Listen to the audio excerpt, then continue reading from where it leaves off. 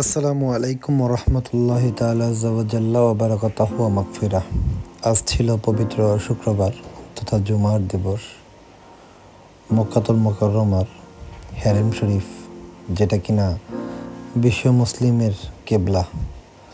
আপনি বিশ্বের যেই প্রান্তেই থাকুন না কেন, আপনি ওই প্রান্ত থেকেই যে স্থানটিকে কেন্দ্র করে আল্লাহ তাআলার দরবারে সেজদায় অবনত হন, সেটা হচ্ছে মক্কা আল মুকাররমা। সেই মক্কাতুল মুকাররমার বিশ্বের বিভিন্ন প্রান্ত থেকে আগত মুসল্লিরা জুমার নামাজ আদায়ে শরীক হচ্ছেন। মক্কাতুল মুকাররমা হচ্ছে সেই জায়গা, যে জায়গায় এক রাকাত নামাজ আদায় করলেও 1,00,000 রাকাত নামাজের আদায়ের সওয়াব পাওয়া যায়। সুবহানাল্লাহি ওয়া বিহামদিহি, সুবহানাল্লাহিল আযীম। সেই মক্কায় কাবা শরীফকে সামনে রেখে নামাজ আদায়কারীরা কতটা ভাগ্যবান! সুবহানাল্লাহ।